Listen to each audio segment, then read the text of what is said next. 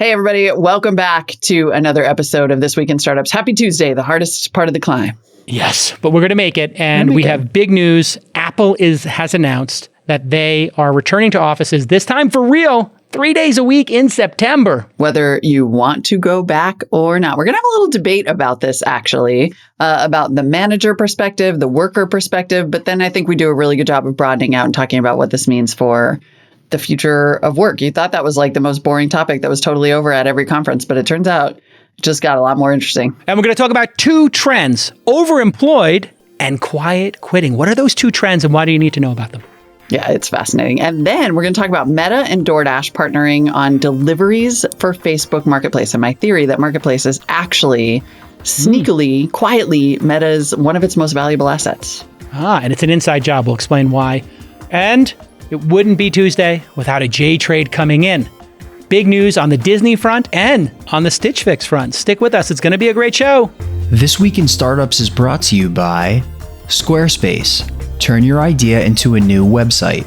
Go to squarespace.com for a free trial, and when you're ready to launch, use offer code TWIST to save 10% off your first purchase of a website or domain. Notion is one place for notes, docs, projects, and everyday work that goes way beyond a wiki. Get started for free at notion.com/twist. And Bubbles. Guess what?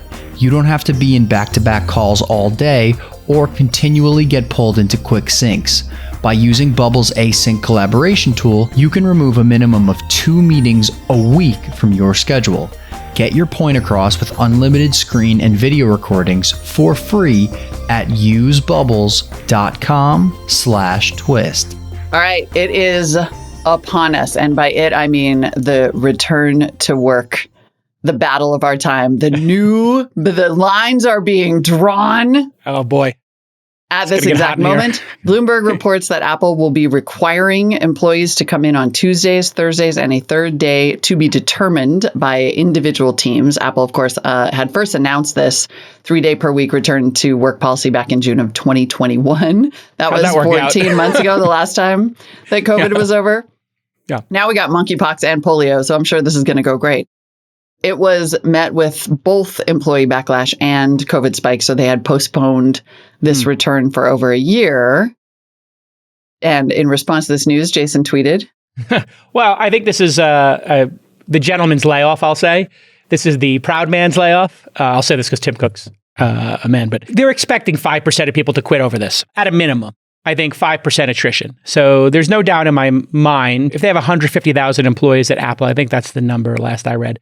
I don't know if that includes the retail workers, but anyway. So they're just willing to reduce the productivity and happiness of every single employee so that they can get rid of 5 without having to just suck it up and make the hard call. Impressive. Precisely. That's why I call it the gentleman's layoff. Yeah. It's like you're too proud. Gentleman. It's like the lazy man's layoff is what it really is. That's kind of what gentleman's means. It's like the gentleman's sweep in basketball is, in a 7-game series, you let them win 1. It's like, we know we're going to win. We could do it in 4. But, we're not going to put our full effort into one of these games. Whatever. We'll let them save face. So this is going to result in a 5% RIF that Apple is too proud to take. But this is becoming, I can tell you that this time is for real. There's multiple things that are happening concurrently. Mm-hmm. The last time the economy was roaring, and people had a choice of where they could work. There's a hiring freeze at every major tech company and certainly at startups, and startups are paying less salaries. So they're becoming very cost conscious. And people are trying to get more out of each employee because they want to do less layoffs, right? They want to get more efficiency, which I think everybody's in favor of, all sides of the equation here. But the COVID excuse, monkeypox excuse, polio, whatever you want to make an excuse about, that's over. Why is that over? Is COVID actually over? No, 400 people died yesterday. Now, of those 400 people who died, Molly, how many died with COVID? How many died from COVID? I don't want to have this whole debate anymore. But we are back up to more than the flu, right? 400 to 500 a day is more than the flu kills annually. It's a legit number. It's a big deal. Side note, Mexico City, 99% masked. Wow. Hardcore. That city is hardcore. Yeah. It So was really that's interesting. fascinating to me. Yeah. Literally, it was on a ropes course. I took all the girls on a ropes course. Yeah. Which was I actually saw it really on Instagram. terrifying. That was amazing. Taking 6-year-olds on a rope I course. know. I was like, one of my daughters is like, we're 30 feet in the air and there's no ropes, to hold on to on this, like the final two, because she kept wanting to go on more and more difficult things. One of my 6-year-olds is incredibly brave. We got up there. All of a sudden, we figured out the limit of the braveness because she's like, I don't want to do this. And I was like, you can't go backwards. You got to go forward. So either I'm going to carry you across and we're both going to fall and be in our harnesses or, whatever. Anyway, the reason I bring it up is there was a family from China there. I believe China. I'm usually good at telling the accents. Could have been Hong Kong. Anyway, they were all masked outside. yeah. Socially distanced at an absurd pace. So obviously for some people, it's still very real. I'm just talking about Americans. And this isn't my view. This is just, Right. boots on ground. You can't go out to dinner, movies, on an airplane, go to Europe, go to Yosemite, whatever your bag is, go to the Warriors game. And then also say claim, work is not safe. Yeah. yeah, work is not safe. But last year you could. You could say that last year. You can't say it without this year. a doubt. Yep. Yeah. Yep. So that's over. And the economy is screwed. So now that the economy is screwed like this, it's it's a whole different ball of wax. But what I realized was that this is top of mind for people. And Malcolm Gladwell, famous author, who's a really considered guy, I think. Obviously, he reads his books. It's super considered. But he had strong feelings on this as somebody who I think we all know writes books from all around the world and does not go to an office every day to the best of my knowledge. Mm-hmm. He basically said working from home is destroying us. Here's a 43-second clip. Hard to feel necessary when you're physically disconnected. And as we face the battle that all organizations are facing now in getting people back into the office, it's really hard to explain this core psychological truth, which is we want you to have a feeling of belonging and to feel necessary. We want you to join our team. And if you're not here, it's really hard to do that. It's not in your best interest to work at home. I know it's a hassle to come to the office, but if you're just sitting in your pajamas in your bedroom, is that the work life you want to live, right? Don't you want to feel part of something? Molly, your reaction. I think What's really true, liked. what's not true? Yeah. I liked your tweet about how people are talking past each other on this issue. I think that a lot of people really want to just make a pronouncement and have it be true, including Malcolm Gladwell.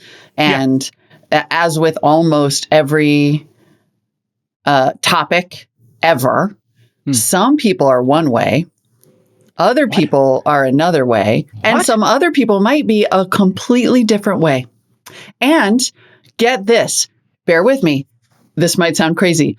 Sometimes people have varying circumstances that make certain things work better or worse for them. Got it. And so you're different life people experience. need, again, stay with me. This is crazy. Different things in order to be successful. Got it. I know. It's mind-blowing. Now, I just want to give a little context here. I understand what he's going through. He's a business owner, Pushkin Industries. It's a great podcasting company. They make amazing content. Him and Michael Lewis and their other partner. I mean, they really are making great content. If you haven't checked out their podcast, they're extraordinary. And I think in that creative process, it would benefit having everybody around a table, planning out new podcasts or editing them. Now, in the steady state of producing a podcast, does everybody need to be in the office? Well, we're here every day. I don't even know the last time we saw each other was at the All In Summit in May. Mm-hmm. Yep. And so would it be better if we saw each other more often? Sure. Is the podcast suffering? Because I'm very annoying in person. What's that? I said, would it? Because I'm very annoying in person. I don't think so. It's kind of fun to hang out there in person. But what my point is... But you know what I'm saying? But we're putting out content at a really high level. It's working. There are ways...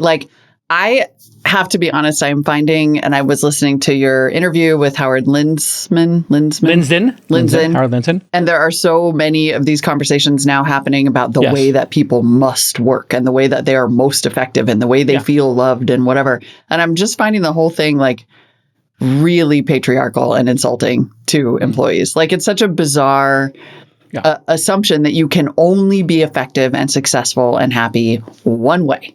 Yeah. And that way just happens to be the boss's way. And the boss is all these older white guys who are like, I believe this is how you have to work because this is how I've always done it. And if I can't see you, then you're not real. And your work is not real, despite what your outcomes may tell me to the contrary. And I think that's why the Malcolm Gladwell thing went over poorly, let's say. He was getting dunked on. I do know a lot of people agree with him who own businesses or who are managers. And I think, I always try to look at the intent here. I think his intent is correct. I think for young people who need mentorship, being in an office actually would be pretty dope. Now, do they have to be in 5 days a week or whatever? Is it absolutely necessary? No, we have people here. Rachel's developing wonderfully. Nick is an extraordinary contributor. Previously, we've had people here who've done amazing jobs who are first-time employees, but it would be nice to spend more time in person with them. And certain jobs require it, like if you're building a rocket ship or car batteries of an iPhone, whatever. But, what's going to I always think about what's going to happen. What's the path forward here? Yeah. And I can tell you what's happening in the big tech companies. The reports of abuse, combined with the inability of management to know how to manage employees at scale, is leading to management saying, we got to come back to offices and we got to figure out a way to negotiate this with employees. And they were given a crisis. This financial crisis is their window. Never waste a crisis. On the other side, this was the way for people who always wanted to work from home. When COVID happened, it was like, see, I had a number of employees I had riffs with at this very company who wanted to work from home or wanted unlimited vacations. I said, no, never. Not how I do business. We're always going to work in person. That doesn't change. This business is about founders meeting with them in person, meeting with other investors. And then you know what happened? COVID happened. The entire industry changed. So now my entire thesis suddenly became wrong overnight, which is humans adapted. And now the default is meeting over Zoom, not in person. So anyway, I've been thinking about this a lot because there are things, and I run 2 work from home companies, Inside and Launch. So 20 employees at one, 30 at another.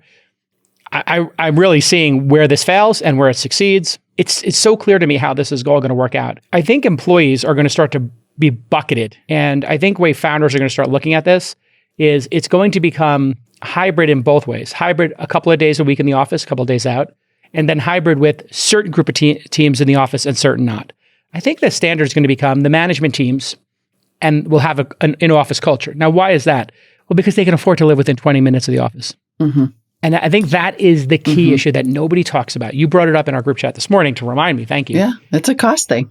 It's an equity. It's a commute thing. The commute thing is just bad ROI. Listen, Squarespace is the platform where you can build or sell anything. You all know it. I've talked about it forever, a decade here on This Week in Startups in partnership with Squarespace. We love it here. We use it for all our websites, remotedemoday.com, etc. And there are so many great features in Squarespace that you need to know about and that founders love. Obviously, e-commerce has been huge for them. And you're like, well, Squarespace, I immediately think beautiful templates, perfect responsiveness across any device, mobile, desktop. Yes, but they've added inventory management APIs and advanced analytics. They have incredible SEO right out of the box. So you're going to start ranking and selling. And now they have member areas. What's member areas? Well, you can generate revenue through exclusive members only content. You can take all of that great content that you can teach people, put it on your Squarespace site, and then sell it to people as a subscription or one-off pieces of content. It's amazing. And if you build it for yourself, you don't have to give that 15 or 30% to other platforms, right? Let people come direct to you. Own that relationship. Don't get disintermediated. Head to squarespace.com/twist for a free trial. And when you're ready to launch, use the offer code TWIST to save 10% off your first purchase of a website or domain. Squarespace.com/twist. Squarespace.com/twist for a free trial. Offer code TWIST for 10% off. Let me ask you a question, Molly. If all commutes for everybody at Apple were under 20 minutes, or if all of our commutes at launch and This Week in Startups were under 20 minutes, and I said, hey, we're going to start taping in the office, whatever, do you think it would be an issue? No. Exactly.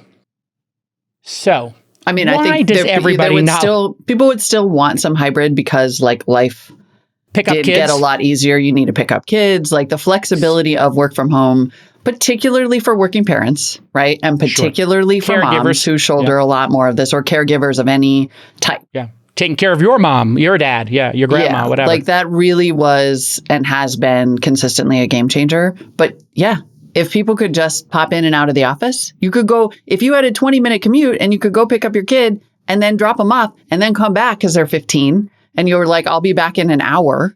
Yeah. That's not a problem. I can make the investment team meeting. I just got to pick up my kid. I'll be right back. Right. No big deal. All right. Like you ate lunch in the car. Don't worry about it. It's your issue to make sure you work 8 hours a day. So. Yeah, totally. Like we're talking about, particularly with big tech, right? 2-hour commutes each way. Yeah. On some people. I would say the average is an hour, but yeah. Some people it is too. But it certainly can be. Like if you tried to drive certainly from Oakland to like Menlo Park, you better leave 2 hours. Yeah. Yeah, hour and a half, yeah. Hour and a half, 2 hours. Like it's I don't know. It's sort of arduous. Just like you're 100%. And it's not just arduous. It's bad ROI. It's like, either it's bad for the employee who is spending an hour on this work-related requirement that they don't get paid for if they're hourly, or it's bad for you, the employer, because honestly, if I was at home, I'd be working for that 90 minutes instead of driving. Yeah. And so now you're having this dance occur where people are going to try to figure out how to negotiate this. Big companies, they don't need to negotiate. It's going to be our way or the highway. And then maybe there'll be some exceptions you never hear about. Some crazy, awesome developer lives in a mountain town. The CEO says, I've been working with them for 30 years. We don't want them at the office. They're too weird anyway. Like, forget it. I don't want that guy at the office. He's too You'll get nuts. More stratification. Like rock stars will be able to negotiate work from home or totally. And let me ask you another question. Might relate to yesterday's show. Why can't everybody live within 20 minutes of Facebook or Google or Apple? Oh, that's so funny. It's because the guys who can afford to live really close to work don't want anybody to build more houses really close to work. So thanks a lot. Thanks a lot, Andreessen. Thanks, Mark. Thanks, Andreessens. So this is the hypocrisy, right? Yes. We want people to come to work, but we don't want to build apartments or housing within 20 minutes of work. And this is, I think, this, what do they call that when two people are at an impasse roadblock? Mm-hmm. An impasse. This is the impasse. This is the impasse. Exactly. And it's partly why it's so insulting, the conversation too. It's sort of just like this assumption that like, every employee who works here is in the exact same circumstance as the person who has like 10 people to help him with his life or whatever and lives 10 minutes from the office or gets driven there. It's like, you're entitled. That is good too. Yeah, I know a lot of executives who have drivers. Right. It's quite 100%. Delightful to be able to show up after the commute and leave before it or after it. Yeah, your time's your own kind of situation. And be driven. Exactly. I mean, it just is like work is not. One thing I predict actually as this goes forward too is like, yes, you'll have 5% of Apple employees quit. You will start to see because there are some employees, again, back to the original point, some people like this, some people like that, redfish, bluefish. You will have some employees who will choose companies because they want to go into an office or not. And company cultures will be established accordingly based on the bosses. And some people will pick that and others won't. And I just want to give advice to each side. There is a movement called like overemployed. And Nick, maybe you could pull up the subreddit, the one post I sent about the guy say, hey, everybody shut up about this. And then maybe you could we'll pull up after that the overworked website I had linked here. There's a movement going on now where people are hypothesizing that, hey, it's not illegal to work 2 jobs. So now employment law is going to have to be refined. And I'm in the process for both of my companies writing a best practice for work from home. I'm committed to both companies doing it, but I see some of the faults here. This is one of the faults, which is one group is interpreting hourly employment, which is what everybody's getting paid for. It is a salary based on hours. And when they get paid based on that, they're saying, well, I'm going to look at this as freelance or project work. Therefore, if you give me work at work and I get it done in 4 hours, I can take another job without telling you and do 4 hours. And that's a big company being stupid, or you don't give me enough work, or you don't manage me well enough. That's not me being dishonest and unethical. It actually is you being honest and unethical. You can't be working for 2 companies full-time simultaneously without disclosing it to them and getting their permission. And now this is going to be something that's going to be in all contracts. But this guy says here, like, a lot of you need to STFU. Stop talking about it.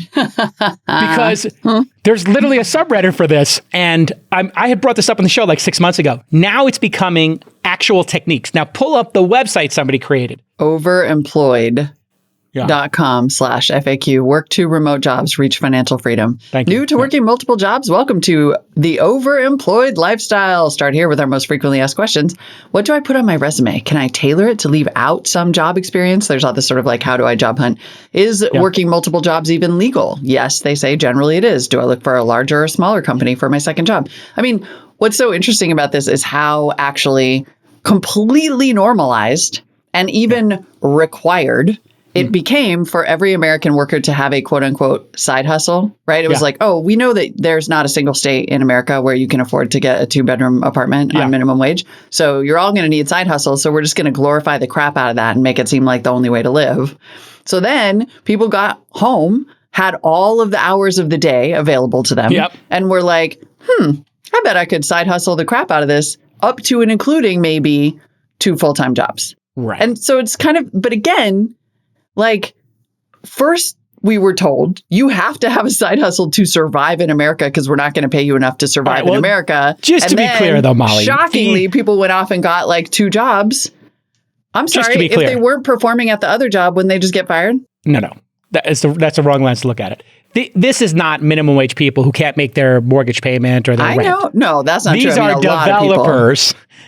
These are 6-figure jobs trying to figure out, how do I get a $300K job at Facebook and a $150K job at a startup? And then they're kind of trying to come up with techniques of how to be on 2 calls simultaneously. No, I how to get say it. you're in it. Like, they literally are making scripts of like, oh, I can't make the, like, if 2 things get booked at the same time. Oh, I had a kid emergency. Oh, the internet went out of my house. Like, they're coming up with all the reasons of like how to navigate those situations. I'm just saying, don't we also consider that hustle? I consider it unethical. Sure, it's hustling. If you did it after the workday ends, sure, but you have to let your employer know you're doing this. So employers are just going to make this clear. Yeah. And then there's also competition that occurs. Like, so what if you're competing with another company? But this is the kind of stuff that I can tell you is driving people back to work, or driving the executives to drive people back to work. This kind of unethical behavior. Also, people are using a key shaker and a mouse shaker to put into, because a lot of jobs, if you're in, I think, like Microsoft Teams or Slack, it'll show you're away from your Jason, computer. Anecdotally, the key shaker is 100 times more prevalent than people working 2 remote jobs. The key shaker thing, I know a ton of people that do that. That's like a real. So this is the problem. Because your company is stalking you. And I mean, no. No, Molly, you don't get to say that it's because the company's stalking you. This is because people are going to the gym for 4 hours or they're around. You're not putting a key shaker on there because the company's looking at you. It's because you're not working the hours they're paying you for. No, I know a guy who used to work. His company used to let him work from home 2 days a week before the pandemic, and he had a key shaker plugged in, and he literally would go to the gym for like 2 hours in the middle of the day, and he would just be on Excel, and every like 3 minutes the key shaker would just move. But was that because they were recording his desktop or because of the status in like Slack? No, it's this. So if your mouse goes idle for like over 10 minutes, your manager gets an alert. So he had a key shaker. Really? On. Yeah. Ooh, what's that software called? I don't know. No, I have a better solution for this. Anyway, this is the kind of stuff that is causing this problem. This was pre-pandemic. People were doing this. Exactly. Like, okay, 2 things about this. 1, if people are overemployed now, they were overemployed before. 2, every organization has hitters and sitters. If you are managing to outcomes and you're not getting those outcomes, then you deal with your sitters. Like, I sort of think that there's this, and much like how many people actually steal at a department store, this is not the majority of workers. And so the fact that it is leading to almost as always, right? Like, it's like when there's the one bad kid in class, the whole class gets punished. Yeah. That's what this feels like to the people who are at home working their asses off and picking their kids up and trying to take care of this and trying to take care of that. And like, yeah, you know what? They go to the gym for an hour because not dying is great. Okay, but you're talking as a high performer, Molly, who works with a team of incredibly hardworking high performers who put in 50, 60 hours a week because they want to do great work in the world.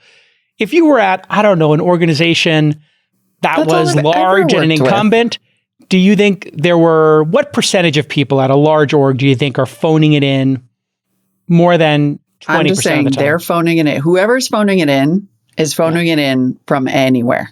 It does not matter if they're at home or in the office. And we all know those people who are sitting there playing Tetris at the office. All of them. That's why people went to open floor plans. Right. But that didn't work either. You can always find a way to F around if you want to. Like, it's just not. Yeah. I just do not think that it's the majority of people. And if these... Oh, no, I don't think it's the majority. I think it's a significant minority. Like, I think it's... I would put it in the 30% range. Discourse suggests it's the majority. And that is... And what's happening is that is pissing people off, right? So you're starting to see... That's what I found said, yes. Right. The managers are making this decision based on... They hear these stories, and it's like, okay, we can't trust these people. We got to get them in the office again. Right. And so this is going to get worse. 70 to 80%. Exactly. It's going to get worse. And so now you're seeing this quiet quitting thing. Yep. Have you seen this hashtag quiet quitting? No. It is this idea that people are like, you know what? I'm doing the minimum of what my job requires. Oh, wow, what protest. And there was a really interesting Twitter thread about it by somebody, ironically, no-name writer, which sounds about right, and said to trendy reporters out there helping to scare people, it's not quiet quitting. It's quietly no longer allowing your employer to commit wage theft. The pandemic showed us employers will flat out let us die. You get what you pay for, and they're only paying 62.4% of what they should. Requiring people to be available for contact at all times in a non-emergency meeting is wage theft. Requiring or pressuring people to answer calls and emails off work hours is wage theft. But that's right. Theft. This is the equal and opposite reaction. It is. And what I predict is that the more companies that do insist on this return from work, the more you're going to see, and you're already starting to see it, but you're going to see more union drives. Because people are going to start to say, fantastic. You know what, when I was at home, I got this much work done. Now you're requiring this and this and this, and you're not going to pay me for it. And so I want to unionize and make sure that I only work the hours that I'm getting paid for. Like you're going to see years of push-pull. If you're a remote startup, you need to sign up for Notion. Point blank. My teams use it all day. It's our central hub. We basically run the whole company off of Notion. Every single company we meet with as an investment team has a profile in our database. And then if I say to my chief of staff or somebody on the team who's an associate, we should check in with that company in 3 months. They can just put an @ mention there and say, hey, remind me of this in 3 months. And boom, people get reminded. Or if you need a person to come and comment on a specific paragraph in your proposal to a client, you need to put @Jason. Boom. And then I get a notification. 500 different apps have been integrated into Notion already. Google, Slack, everything. And everything is in one space that's simple, powerful, and beautifully designed. The workspace is totally customizable. It can fit any workflow or business model, and Notion can seamlessly transition from a workplace power tool into a game changer for your personal life. I use it literally for my house. I keep every single appliance, device, contractor, all of that stuff in a beautiful, beautiful Notion instance for my house and for my ski house. Everybody loves Notion. You can get started today for free at notion.com/twist. That's notion.com/twist to start for free. Notion.com/twist to take the first step towards an organized, productive work and life today. You're going to love it. It'll be great if there's unions, as I've talked about on this show before. When unions come out, it just puts caps on people's salary. The tech industry would love, nothing would be better than to have unionization. They'll fight it, but oh my God, can you imagine like NPR or, public radio? Or I know this from Vox and Business Insider. Right as I left, They started having unions, right? Yeah. Now here's what happens to union. Yeah. Hey, Kai Ryssdal, quite a brand. Yeah, exactly. Molly Wood, quite a brand. Okay, you got these offers from, this maniac Jason Calacanis wants to give you a better offer. Hosts aren't in the union. There you go. Talent's never in the union. Not yet, because you will then be pressured. Yeah. Like happened at Gimlet, where the people who were in Reply All were like, no, we don't want to be in the union. Yep. You know why they didn't want to be in the union? They were getting paid more money because their show was number one. And they wanted to get paid based on their performance. And they had other options. And then they got shamed. Oh my God, you're racist, you're white, you're not in the union, you don't support the other people. And I was like, no, I'm a high performer. I want to get paid the best possible salary. I don't want to be on a cap where like every 3 years I can apply to move up one rank. Like 6%, which is what happens when you work, in a union for teachers, or you work in as a police officer or a firefighter. There's like stages, and your career has to follow a very deliberate path. It'd be fantastic for tech if that happened. Oh my God, you're a level 1, 2, 3 engineer. Oh no, I got a better offer or whatever. It's like, no, you don't. We know what they pay at Google. And then that would just price fix the entire industry. Yep. And everybody, it would be and it probably will. Exactly. They would love it. Tim Cook, Sundar, Satya, they would love it if high-tech workers unionize. High-tech workers are too smart to unionize. They'll never do it. Now, media people are dumb. There are those moves toward the kind of hybrid unions, right? Is it Amazon? Somewhere they created a new kind of union. I mean, all you have to ask yourself is, do I want to? I'm not saying this is, I'm not passing a value judgment on whether this is a good or a bad outcome. But what I'm saying is that you're going to have your, this is definitely going to happen because you're going to have your 70% of employees who are high performer, or let's say it's a 30-30-30 like it always is. You got 30 sitters, you got 30 people who just like get her done. They're perfectly fine. And then you have 30% high performers, right? Yep. The middle and the high performers are going to feel insulted and pissed by the implication that they have been goofing off at home this whole time. Yep. When in fact, is what I would have done. The average American ended up working like 11 hours more per week. Here's what I would have done if I was Apple. Yeah. I would have said, we're doing a riff. Every manager, out of every 10 people, every 20 people, got to get rid of your bottom 3 performers. It's up to you. And then your manager will just talk you through it and make sure you made a good decision and, whatever. There'll be some process here. 15% riff. You get rid of the weakest people. You get rid of the 10, 15% weakest people in any organization, basketball team, runners group, everybody's performance goes up. Yep. All the high performers enjoy their job more. It's just proven. It's not my opinion. It's just a fact. Yeah. Then what I would say is we're going to have people work 47 weeks a year, 5 days a week, 250 minus 50, 235 days is what we used to come into offices. I'd say, you know what? 235 is what we used to do. We're now all going to come in for 1/3 of that. That's 80. We're going to come in for 80 days. Could be a week in a row, could be 2-week sprint, a month off, whatever it is. You and your managers will figure it out. But that's our ballpark. We think 80 days of collaboration is the ballpark. Divided by, 12 months, it's 7 days a month. You and your managers figure out what 7 days a month you're going to get together. Or whatever, pick some number. It could be 50. I don't know what the exact number is. But then people could have longer sprints together, if they think that the job needs that. So now you solve both those problems.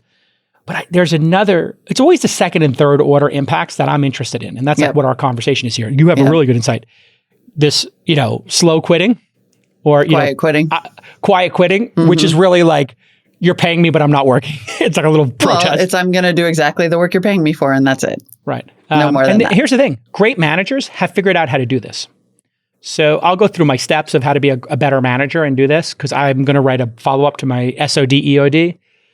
You need to have people who are self-motivated, and then you need to have everybody has to be accountable to each other, not up and down, but left and right. Just be accountable to each other to do the best job you can. And I'll get into that in a minute. But I think what's going to happen that people don't understand is that the people who fight for work from home, you better be a high performer because what you just did was you are now competing with the globe. And managers previously did not know how to manage people off of, out of offices. Now, all managers do know how to manage people out of offices. Now, some are bad managers still, but they know how to look at output. They know how to write a spec of work. They know how to share your calendar, time blocking. All of this stuff is becoming top of mind for people. So then something happened to me. I was looking to hire SDR, sales development reps. And then I tried Magic again, which is just another like Fiverr, Zirtual. We were investors in Zirtual before I went under. And I was able to hire through Magic for $10 an hour, $15 an hour, virtual assistants. And they're doing the work that would have cost an American previously $30, $40, $50 an hour in America, in an office, not counting commutes or any of that. I'm just counting employee plus benefits. Yep. These employees don't get benefits, they're outsourced, and they're on demand. So if you need 100 hours this month, then none. And I've done this now for a lot of tests. You've seen me do it. And it's working beautifully. So a whole category of work that I would say would be $50,000 to $70,000 jobs are now on-demand jobs. And I think we probably spend $1,000 a month, $12,000 a year for what I would have spent previously $50,000 to $70,000 on hiring a job for. Yeah. So you got to let that sink in. That's going to just keep happening. And people are doing this now for customer service. They're doing it for sales development. They're doing it for design. So designers now offshore in South America, developers in South America cost half, a third of what they do in the US. The counter-argument, Molly, of course, is, well, that's always existed. Not really. Two things didn't exist. Those workers, it didn't exist at scale. Those workers were not getting the phone calls from top companies because the top managers had the luxury of hiring, American workers who wanted to come to an office that they could bond with and build their little organization. They could have their designer and their SDR and everybody here. Now managers are like, I don't need another headcount for that. I'll save my headcount for a real heavy hitter. Or instead of having these three, B-level players, and it's not B-level, it's just sort of like commodity work or, what becomes rote. This is going to take the entire average of salaries down to a global average. And the global average... Or up, right? Like, let's not... Up if you're out. If you're in South America, it's going up. And if you're in America, it's going down. Normalize. It's going to normalize. It's going to normalize, correct. Yep. But I'm just speaking from an American perspective. It's super interesting. It's economic globalization, right? Like so far we've had manufacturing globalization where we outsourced because it was cheaper. We are now going to outsource because it's cheaper, but there is the potential for, it will effectively be unlimited supply for these jobs. So I don't know that the prices are going to go, the economic benefit will be diffuse or slow in some of these other places that are able to provide talent in this way. But it could have a massive, I completely agree. I think like long-term, that's what I also find sort of, it's like depressingly short-sighted, the conversations that people like a Malcolm Gladwell is having about the way you have to work and the way you've always worked and the way offices have to be and the whatever. Because like, in fact, this is, in so many ways, COVID has been a hinge event that's going to change every branch of the way that we live. The timeline has split. We're on a different timeline right now. This is a different version of the multiverse. And this multiverse says you don't need to come to an office and you don't need to have these jobs in a typical company. So you used to have a server farm. That's AWS. You used to have an accounting firm and an HR department. That's one of these PEOs or outsourced services, right? Everything becomes like a little API. Now, the difference is managers now, because of Slack and Teams, Coda, Notion, all of these no-code tools are also learning, well, when I'm managing this $70,000 American, what do I get back from them? I get a Google Sheet. I get an Excel. I get a Notion page. I get a Coda page. I get a snippet of code. I get a logo. I get an edited short video for TikTok. Whatever the output is. Well, these managers are now going from managing culture and meeting culture and whatever bullshit was happening in the office and arguing over parking spaces and espresso and the drinks and the pine bars and, your dry cleaning. That's what the managers were dealing with. And culture and, somebody's unhappy about this. And And now all that goes to zero. Yep. No more of that performative accoutrement, bribing people to be happy. There's no more bribing people to be happy. It's what's your output, what's your output, and then everybody becomes ruthless on both sides. The freelancers are going to become ruthless. If you're the video editor who's doing Malcolm Gladwell's podcast for Pushkin Industries, and I come along and I'm like, he's underpaying you, I'll pay you more. The New York Times comes along and says, I'll pay you more. New Yorker says, we have unlimited budget, we'll pay you more, whatever it is. Mark Andreessen and his future.com, this incredible tech website they launched that's just crushing it. Like, you've read like 4 articles today on future.com? Yeah. They spent $2 million on the domain name? I thought you said ever. I thought you said I've read 4 articles ever on future. Remember that? Remember they were going to... I do remember that, They were going to be the absolute canonical, like, truth, positive. We had a call, actually. It's time to blog? It's time to blog. And then the recruiter called me later and was like, hey, I just wanted to let you know they're not even close. They're not within even a mile of your salary requirement. I was like, so yes, all those underpaid people who are just crushing everything. God, I really am trying to get blocked. Who cares? I got unfollowed. Step 1. Oh, are you really? Yeah. Mark Andreessen used to follow me, and now he doesn't follow me anymore. Welcome to the club. It's not a full breakup. It's just a break. Listen, I want you to go to usebubbles.com/twist right now, download it, do a quick product demo, and then tweet it to me or email it to us at askjason@launch.co, and I will personally watch your product demo. And we might even put you on the show. Bubbles is an async collaboration tool that allows you to do teamwork on your own time. Bubbles helps you get your point across by creating a 3D conversation that includes screen, audio, and video. It is incredibly beautiful, and I have been using it when I'm giving feedback to my team about Inside.com. Instead of me having to write down, I want you to do this, this, and this, I show them. This ability to communicate in real time, straight from your browser, with no download, no app required, and one-click sharing is amazing. This product is super elegant, and it's perfect for code reviews, Q&A, strategy walkthroughs, and basically faster decision-making. No more useless meetings. Just use Bubbles. Bubbles was built for remote workers by remote workers, and that's why it is so flawless. In a recent survey, 90% of surveyed users said Bubbles helps them make better decisions. So visit usebubbles.com/twist to start using it. That's it. It's free to start using. Just head to usebubbles.com/twist and send me your product demo. What do you got to lose? Maybe I'll invest. I completely agree with you. I think all of this is about the shifting of the power dynamic up to and including the response that managers are having, right? People are like, no, you're a worker who is my property. I need to be able to see you and own your time and know what you're doing all the time. And workers are like, yeah, it turns out, no, work is a contract, right? It's a two-way contract in which both people have equal dignity, regardless of their net worth. And you are entitled to my outcomes. Full stop. Right. Well, here it is. So you're going to, and the idea that you could build a global workforce will change every dynamic, the crappy manager dynamic and the crappy worker dynamic, because we know that both exist in equal measure. I want to give advice to founders, right? This is This Week in Startups. Here's what founders should do. Number one, you have to separate out passion and motivation and enthusiasm for your company's mission and work product. Right? These can be two different things. So I'm just going to outline maybe 3 buckets here. There obviously could be more, but just 3 JCal buckets here. Your management team needs to be highly mission driven, right? You care about startups. You care about the future. Nick cares about startups. He loves business. Rachel's obsessed with Gen Z and technology.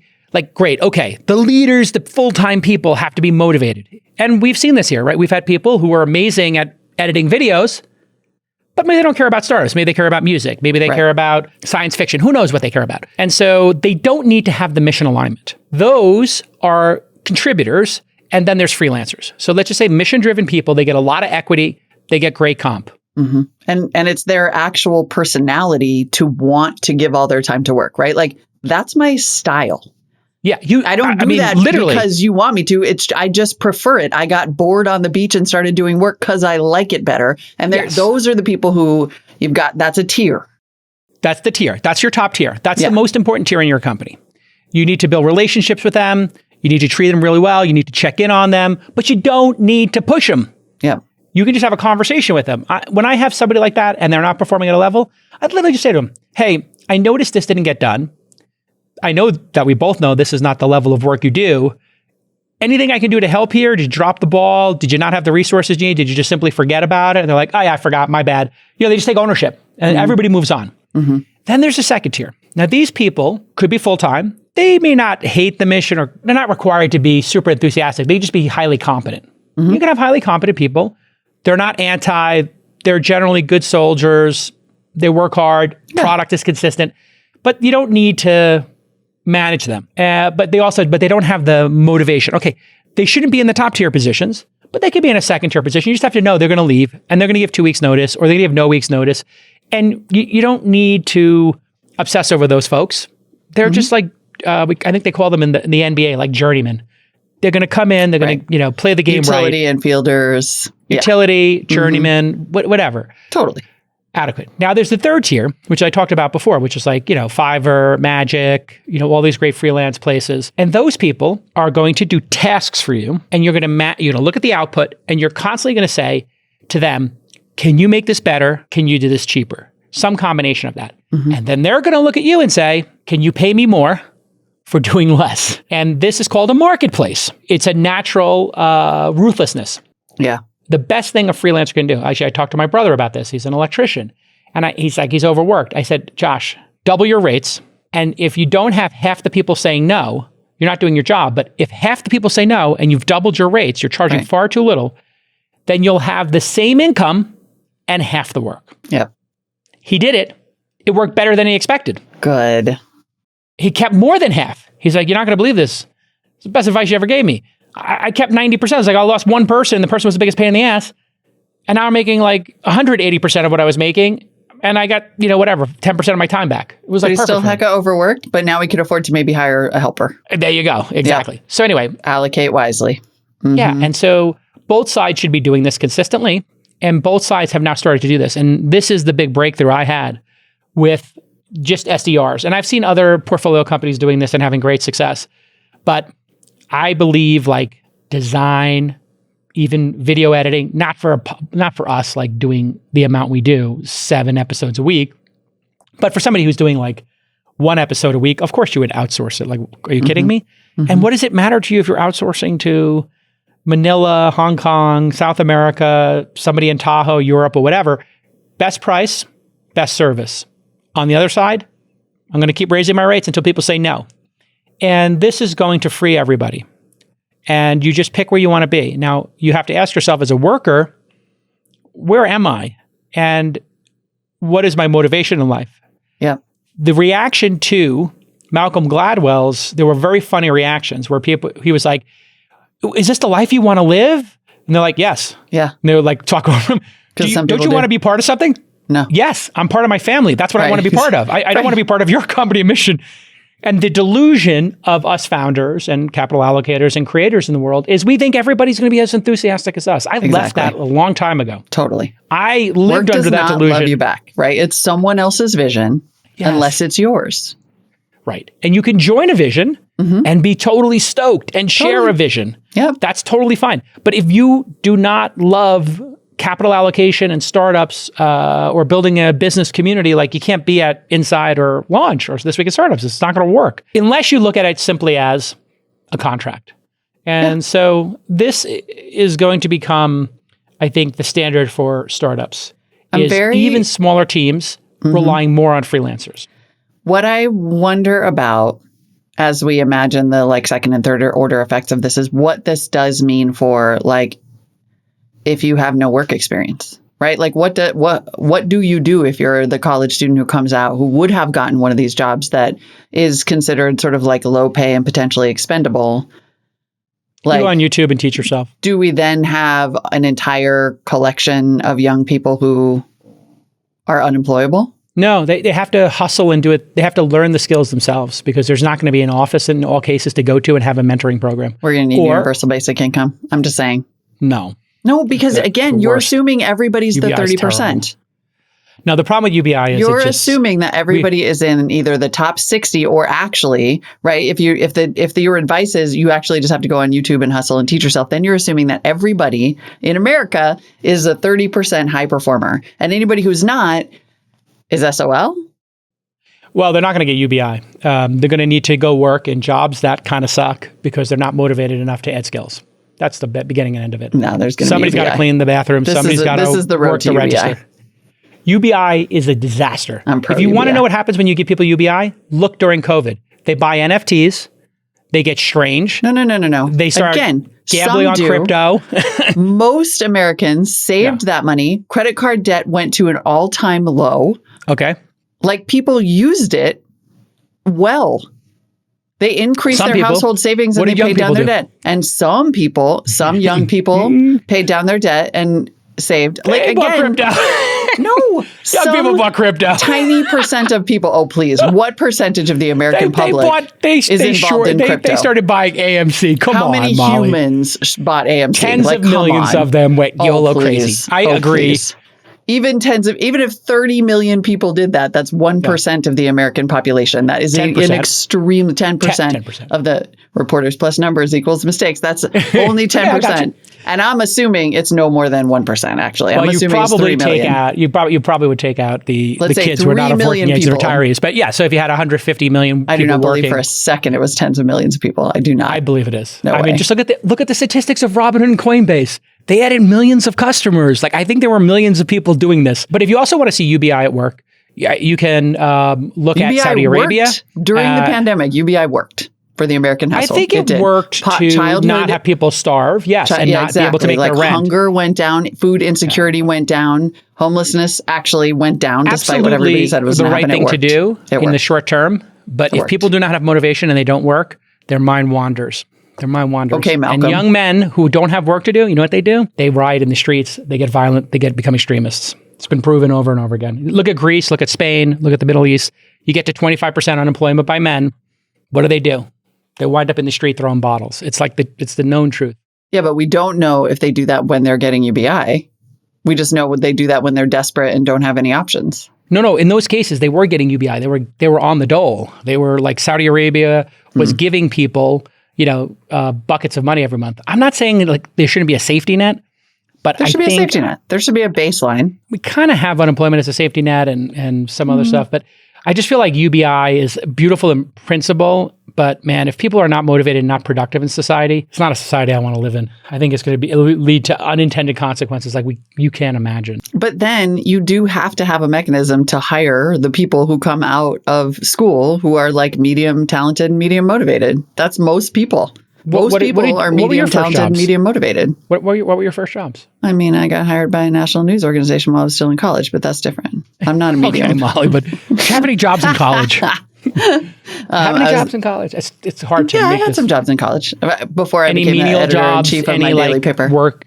No, I worked at a shelter. I mean, this is like, I don't mean to sound like a total. I worked at a shelter for abused and neglected children in college. Well, okay, you got paid to do that. Yeah. Yeah. I worked at Amnesty International. Like in high school, I worked at a grocery store. That did happen. Perfect. That's what I'm talking about. So listen, you and I come from some certain amount of privilege, probably, or at least had an educational lane that was available to us that we took advantage of. And you're talking about people who maybe don't go to college, right? Yeah. There are, what do they call them? Bottom of the rung or, starter jobs, like starter careers. Like you have to start somewhere. Driving for DoorDash, good segue here.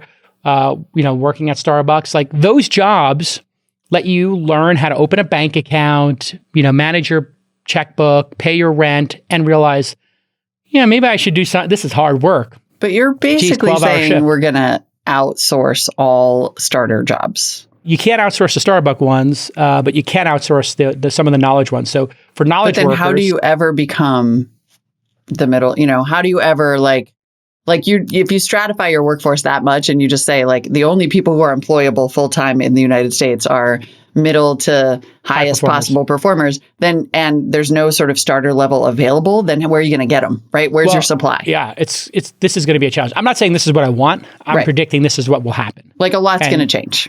A lot's going to change. And to your point, this benefits people. Us losing the factory workers here was terrible for America, right? Yes, all those it was terrible. $30 an hour factory jobs, which were incredible, right? You didn't even have to have a high school degree. You could go work in a car plant and make $30 an hour, or you could work in a place that made masks or whatever and make $30 an hour, and the union fought for you, and you got a pension, all this crazy stuff. And we put it in China. Who benefited?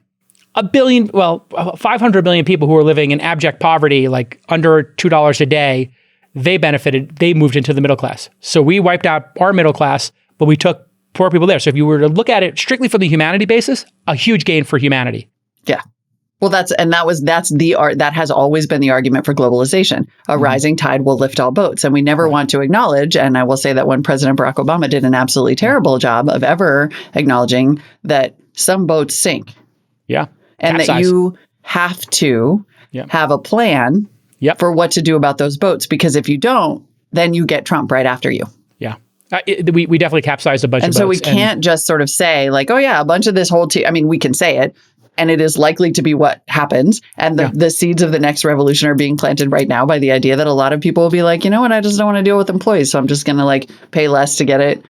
On Fiverr or from the Philippines. And I'll tell you what the bigger problem is. Some boats are going to raise and some boats are going to sink. The bigger problem is if you hire SDRs, like I know all SaaS companies have to hire SDR, sales development reps. Okay. It's a grinded out job, right? You're trying to get leads. You're trying to get people to get on phone calls. It's a hard job. Job only pays $40,000, $50,000 in US. Still a great job, especially for work from home. It's a pretty sweet job. You can't hire people for these jobs. They won't take them. It's too painful. It's too arduous for Americans. Yep. Now, if you're in Manila or if you're in South America and Latin America, and this job pays, $12,000 a year, and you don't have to work at a restaurant or drive a bus or whatever, and you can work from your home, they're like they can't believe they're getting paid this amount.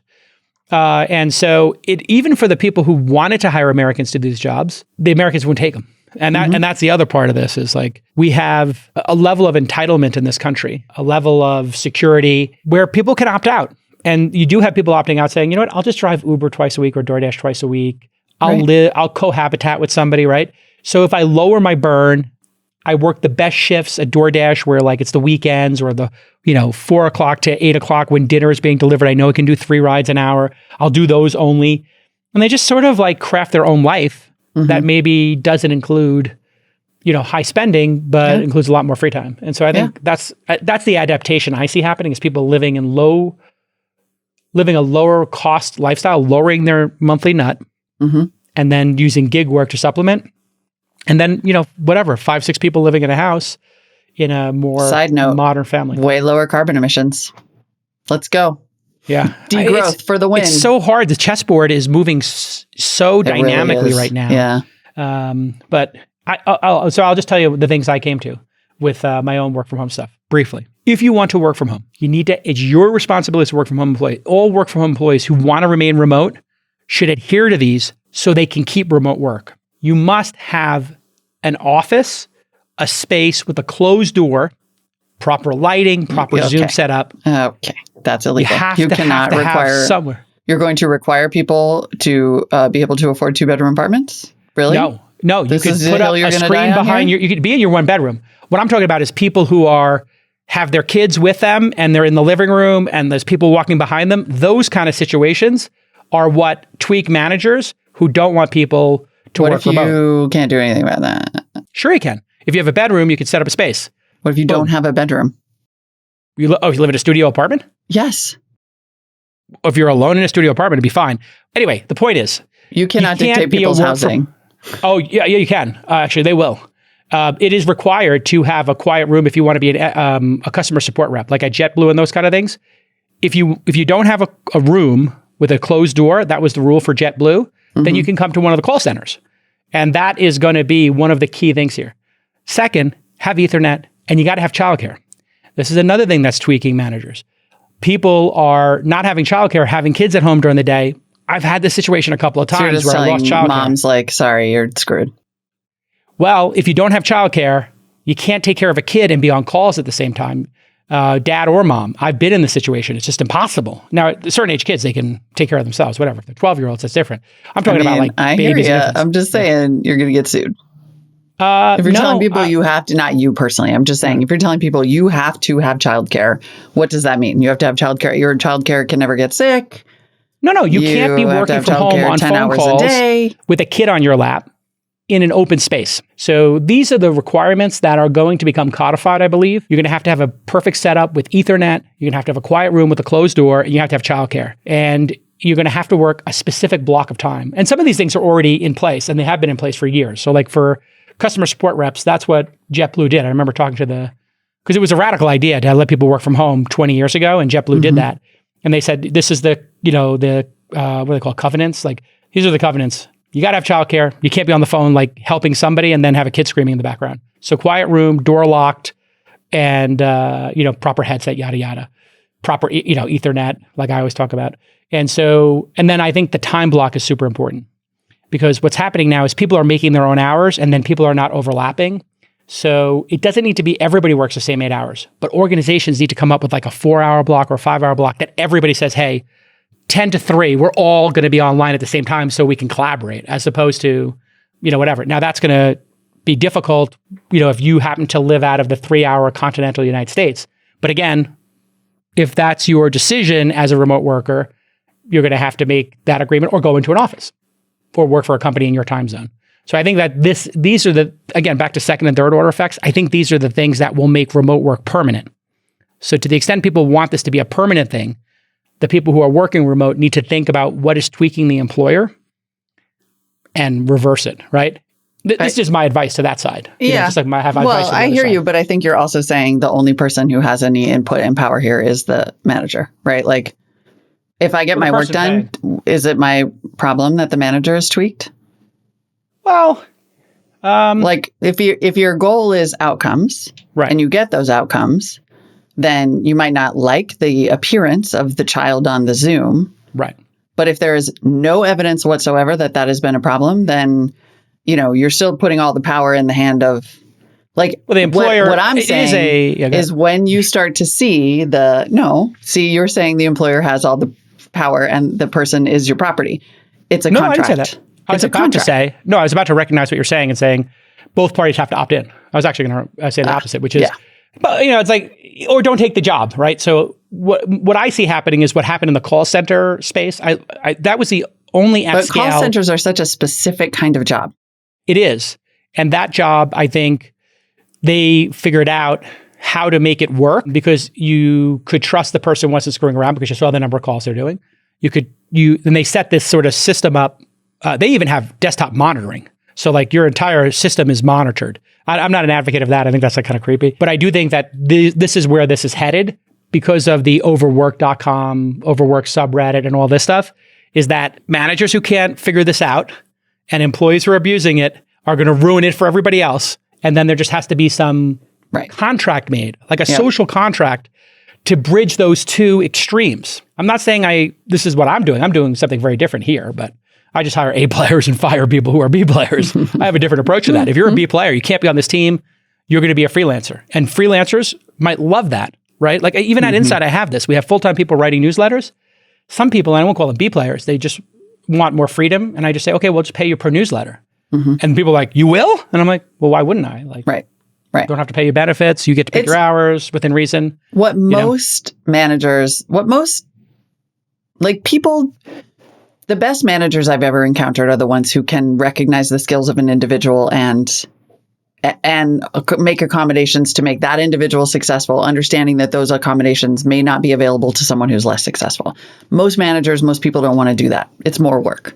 Like it is way easier to have one solution that solves every issue, you think, right? You will normalize performance in some ways. You'll get like less out of your high performers and maybe more out of your low performers by having a one-size-fits-all response. And we have always wanted to sort of avoid having to manage individuals. And at really, really big companies, it's very hard. So you can imagine why you just go straight to policy because it's a lot easier to handle. That's what I'm trying to do. It's like, what do you think the reasonable policies are to address these concerns? I think it's going to just also be some contractual stuff in HR. Whereas if, specifically with this idea of like, you have to clear work with your boss. If you're going to do outside work, it's not totally illegal for you to, but you do have to clear it. I mean, I have that policy. If people want to take outside jobs here, just let me know. I think actually, people who are that's super standard. Yeah. Super standard.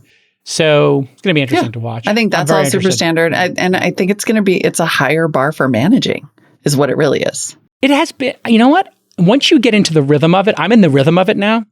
I have solved it. The other innovation I came out with is co-working, or what do they call it when you're working together, but not necessarily in a meeting? Parallel. Like you're on a huddle and there's a term for this. Is it, Rachel says it's co-working. It is, yeah. It's kind of like when kids do what's called parallel play. So they'll have kids at a table. Yeah, my brother and I used to do this with Bulls games when I was younger and living in Omaha, and he was in North Dakota. He would call me and we would just sit on the phone on long distance because we didn't know any better for hours and just watch the Bulls game. Sure. We wouldn't talk. We would just watch the game and then cheer when something happened or whatever. That's basically what our production team does all the time. What Malcolm Gladwell was talking about, this disconnect, can be solved. So I'm doing tests at inside.com now. Instead of having people, we would have 3 people writing 3 newsletters. And I said, I want you to run an experiment. Have those 3 people on a huddle. For people who don't know, that's just audio only on Slack. Yep. Or you could do a Zoom and you could have your camera off or blur it, whatever. You don't have to be on camera the whole time. I know that could be creepy for people. But have 3 writers, and each of these inside newsletters has 7 stories in it. So 3 newsletters is 21 objects, if you think about it. Little short summaries in the format I created. So have 3 people do 2, one person does 3 stories for inside NFTs. Then they move on to inside crypto. Then they move on to inside podcasting. But they work as a group. And they say, I'm going to do this story. This looks the most interesting. Yeah. And then somebody else says, we did that yesterday. And they say, okay, let me read it and make sure. Okay, yeah, you know what? There's no new news. All right, I'm going to do this one. And they say, okay, great. I was thinking about that one. I'll do this one. And then they say, okay, I'm done with this one. I'm moving on to this one. So there's no manager involved. Nobody's like, did you get this done? How many minutes does it take? But you're working as a group together to craft a newsletter like we do here at Crafting a Podcast. It's more fun. And you feel less isolated, and you feel like you're part of something. Right. And so I think this is what there employers... are a million ways to do this that don't involve some old version grafted onto some new, it doesn't have to... This is a completely new version of it, though, think about it. Yeah, it is. It's a total adaptation. That's a great word for it. Yeah. It's like you're breaking apart work and then saying, how do I make this like a barn raising? How do I make this like we're all painting the fence together, but virtually? Yeah. And I'm finding like it's actually jazzing people up, and we're getting to know our writers better, and then they're making each other better. So like you could go run alone for 7 miles, or you could run with 2 other people for 7 miles, which is going to be better. Kind of better to run with other people, I think. And so this is what I encourage people to do, is look for opportunities like that to co-work or parallel play or parallel projects. All right, I think we talked about this for a lot. I know, we really have. All right, everybody, that is the future of remote work, a topic you thought was dead. But tell us what you think. What's working for I would like to hear from people what's working for their company. If they have any hacks or techniques, I'm always thinking, you know how I am. I'm always thinking about the path forward and what are the good techniques. Yeah. And what are the second and third order effects. I think this is going to be tremendous on mentoring people, you know? We do it here. This Week in Startups does a huddle in the morning where they talk about the news, and I think that changed everything, right, Nick? It made it more fun. You guys get to know each other, develop some friendships. It was definitely good. Yeah. All right. Well, listen, speaking of gig work, I saw some kind of deal between DoorDash and Meta. Maybe you could tee this up for us, Mike. Exactly. We are going to talk about other news today because we didn't get to this yesterday, and it's super interesting. On Monday, DoorDash and Meta announced this partnership where DoorDash drivers will now deliver items purchased through Facebook Marketplace. So if you're not familiar with Facebook Marketplace, it's basically new Craigslist, or kind of like Nextdoor. People sell all kinds of stuff. A lot of it is, I find, like there's like drop shipping type stuff where they just sort of order it from China as soon as you order it. But it's also a lot of people reselling stuff, circular economy kind of thing. And Facebook it really pushes you. If you ever sell anything on Facebook Marketplace, they really, really push you to offer delivery, which is hard in some cases. And now they're partnering with DoorDash to just make this delivery thing super easy, which I think is fascinating because I think that Facebook Marketplace is like the silent killer. This thing is quietly huge. And it's all used goods. Where are people using it like Etsy and eBay, where eventually people, were selling brand new socks on it, and they were kind of creating like Shopify kind of stores? Is it becoming like a Shopify type of competitor? I think it's definitely a Shopify competitor. Like people started out selling used stuff, and you can definitely find that there. That exists. You can buy somebody's old, there's a lot of that. But I also I bought a gardening bench, and then I was like, oh, this is clearly just a drop ship thing where multiple vendors are selling the exact same garden bench that they just order from one factory in China as soon as they get an order. But there's a little bit of everything in there. And, this is totally random. But when I was on vacation, I was stand-up paddleboarding with a guy from Iowa, like you do at a resort in Mexico. Yeah. And I was saying you should get, because he was like, this is really fun. I should get a paddleboard. And I'm like, dude, you got to go inflatable. Those things are awesome. And then he's like, I wonder if I could find one on Facebook Marketplace. Wow. Everybody I know only shops on Facebook Marketplace these days. That's what he said? He's like, it's huge. Everybody, you check there first, and then you look somewhere else for stuff. It's kind of like a super app concept when you think about it. So now DoorDash will be doing deliveries for things bought on the Facebook Marketplace. Is that the headline I saw go by? Yeah, exactly. So if you buy it on Facebook Marketplace, and then presumably if you're a seller, you would be able to offer it a little more cheaply. Yeah, this has to do with Tony. Tony from DoorDash, who I remember meeting when he was launching it, and they were real serious hackers. And I'm friendly with Stanley, the other co-founder, who we play cards together sometimes. He plays cards on a lot of live streams now. People don't know this, but Tony is on Facebook's board, and he's friends with Zuck. So this is an inside job. This is an inside job. It's an inside job. And so what this really is this is great for DoorDash because it gives their drivers one more thing to do, right? Yep. One more way to make money. It totally does. Very smart on their part. And it enables more sellers on Marketplace because I think what they have probably found is that the ones that offer delivery are obviously the most popular, right? Like, yes, I drove all the way to Albany to pick up a cute rug that I bought on Nextdoor this weekend, but I didn't want to. If I could have gotten it delivered for the same price as getting, Chinese food on DoorDash, I definitely would have done it. So the service basically will let people deliver anything that can fit in a car trunk, and they're up to 15 miles away. So in terms of enabling circular economy and reselling stuff, amazing. Great. Brilliant deal.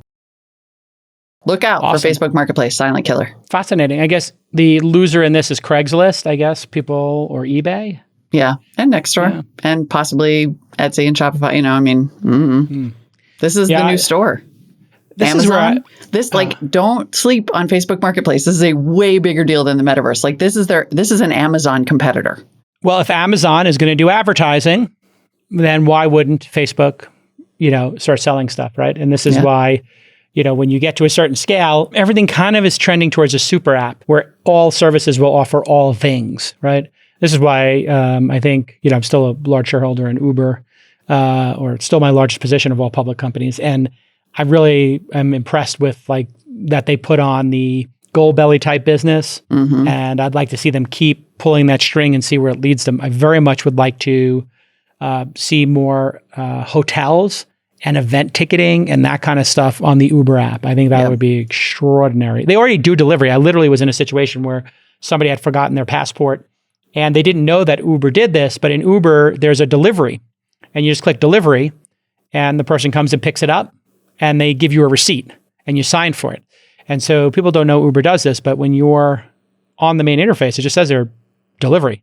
So you can already, if you're a Facebook merchant, just click delivery and do it there. But this will be integrated into the transaction, I'm assuming. Probably, yeah.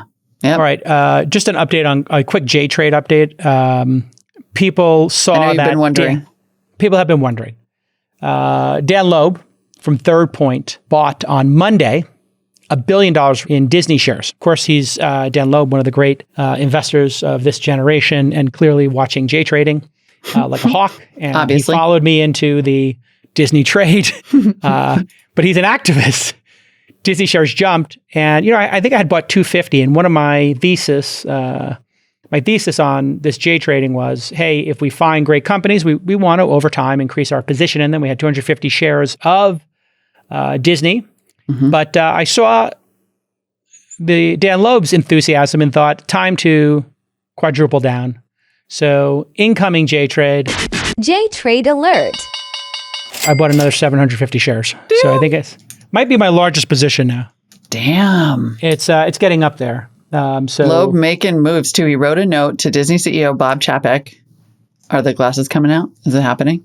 Is it happening? He's literally trying to read happened. it. I'm not going to do it. He already bought it, but it's not a live share. No, I bought it a couple days ago. Yeah. But I just yesterday I bought it. So what do you think about these moves then? So you're buying on the theory that A, Disney's going to continue to get strong, but also that Daniel Loeb's moves, such as encouraging Bob Chapek to spin off ESPN, and some of his activist moves are going to be to the good of Disney, to the benefit? Yeah, I think generally speaking, when a smart person gets involved and buys a position and they have influence, great. And he wants the shares to go up in value, right? This is, not me buying shares.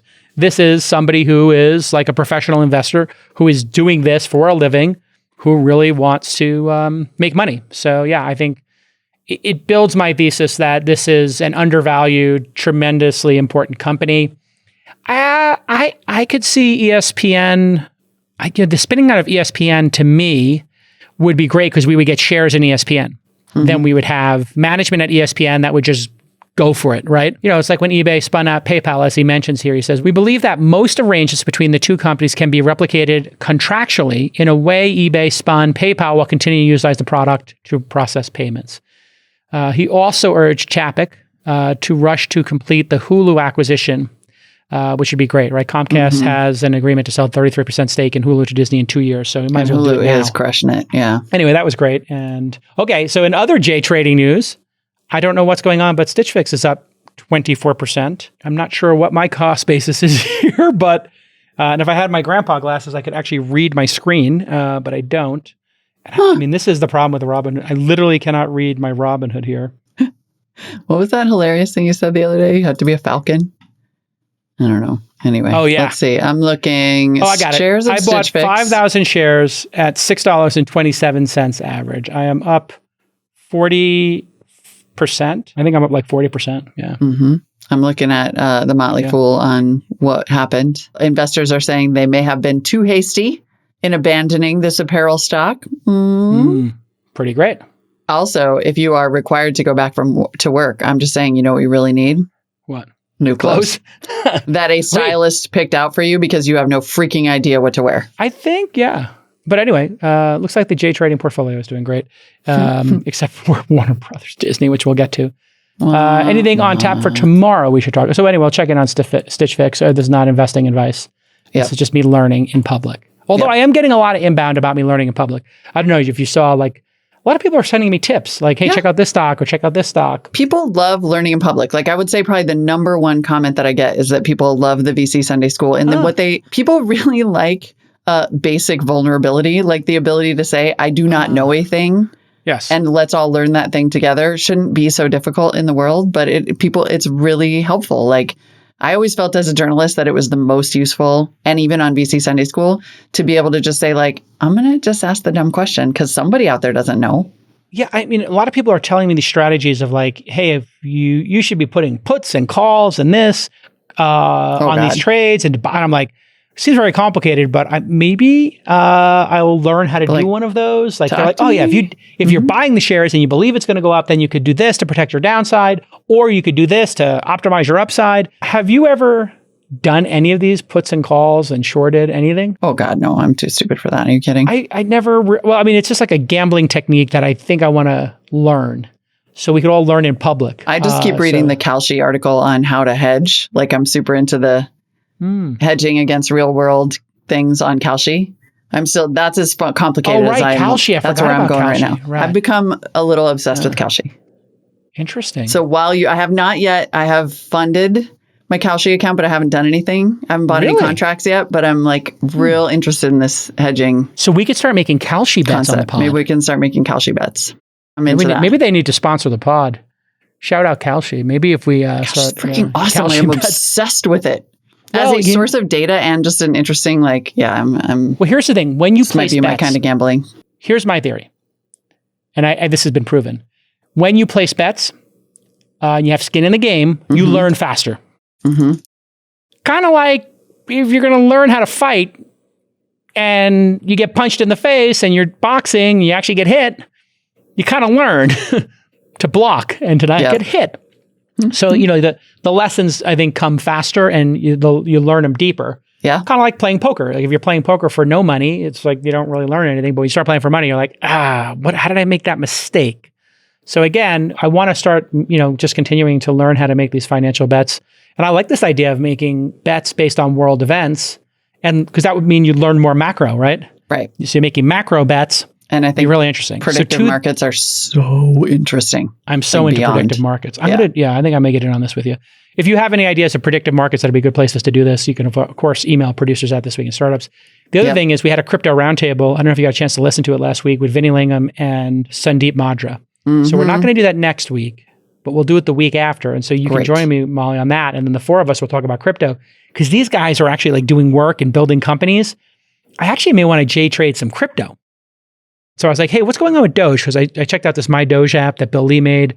Yeah. And they're like, they add 5% to the supply of Doge every year. So it's not like an appreciating asset in that way in all likelihood. It's going to be more like currency, like you use it more than you actually use it. Oh, so I was like, oh, okay, I didn't even think about that. Right. Like I don't know about supply and demand of these things, but that could be an interesting thing too, is to kind of learn if actually, I think my thesis is I'm willing to put my tiny portfolio at risk here. Well, it's not going away. It's not like it's not going to zero. It's not going away. I liked Howard Lindson's comments on Friday where he said, it's just more internet. And I was like, that's the best framing for this. These are new features of the internet. Stop calling it Web3. It's just more internet. Yeah. And more internet, if NFTs, have certain rights or smart contracts, smart contracts are like, okay, you have a website and you can put a smart contract in it and it goes to this network and it gets executed and nobody has a say in it, right? There's some oracle that tells you the price of, we made a bet on the temperature, right? Mm-hmm. Or I made a bet on how much snow there was going to be this year, right?